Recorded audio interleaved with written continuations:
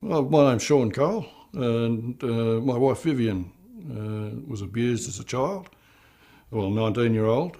She passed away in June last year because of addiction to alcohol and prescription drugs, which had been overused for many years, and it all stemmed from abuse from a priest called Father Barry King at Holy Family Church in Frankston. Now, this priest, sadistic abuse occurred at her home at the Presbytery, and it also occurred in cars all around the area while she was involved with the church.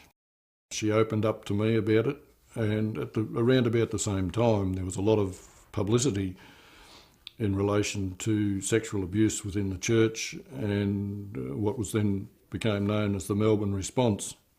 And the Commissioner O'Callaghan recommended that because of the horrendous nature of the abuse and the fact that the priest involved, Father Barry King, had admitted that sexual intercourse took place but claimed it was all consensual and denied any of the sadistic portions of it,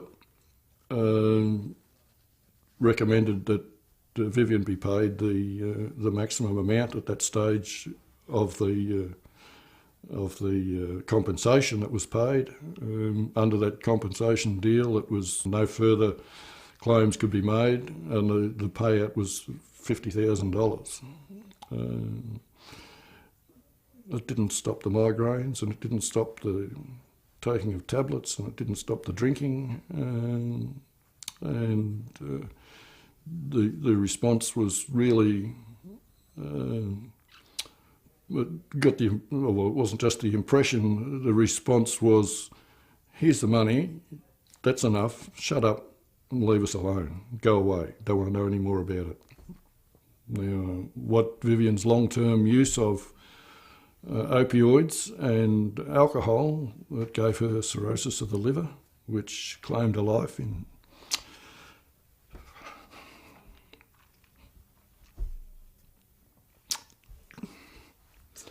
June last year.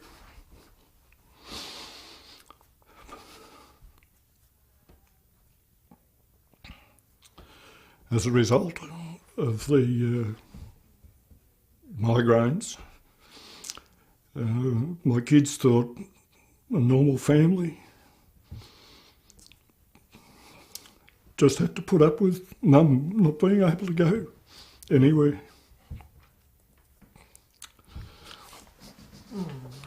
So, yeah. It's okay. It's fine. Good.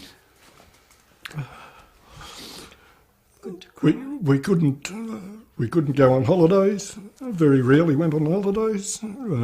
Vivienne just couldn't handle it with her migraines, and she'd be in bed for days at a time.